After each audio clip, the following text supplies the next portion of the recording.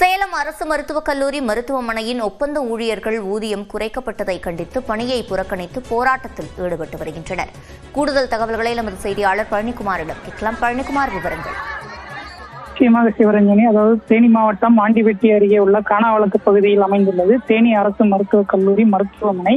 இந்த மருத்துவக் கல்லூரி மருத்துவமனையில் நாள்தோறும் ஏராளமான நோயாளிகள் உள்நோயாளிகளாகவும் புறநோயாளிகளாகவும் சிகிச்சை பெற்று வருகின்றனர்.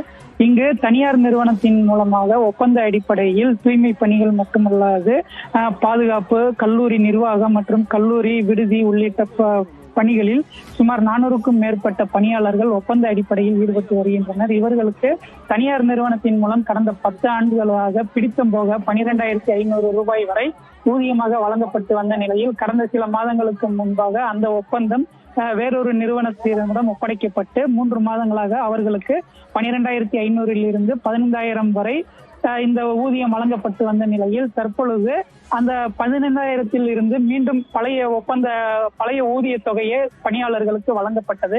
இதனை ஏற்காத தொழிலாளர்கள் தற்பொழுது பணி புறக்கணிப்பில் ஈடுபட்டு கல்லூரி மருத்துவமனை வளாகத்தில் உள்ளிருப்பு போராட்டத்தில் ஈடுபட்டு வருகின்றனர். அவர்களது கோரிக்கையானது ஒப்பந்த அடிப்படையில் ஒப்பந்தத்தில் கூறப்பட்டுள்ள 15,000 ஊதியம் வழங்கப்பட வேண்டும் என்ற கோரிக்கையை வலியுறுத்தி தங்களது பணிகளை புறக்கணித்து கல்லூரி மற்றும் மருத்துவமனை வளாகம் முன்பாக இந்த பணி புறக்கணிப்பு போராட்டத்தில் ஈடுபட்டு வருகின்றனர்.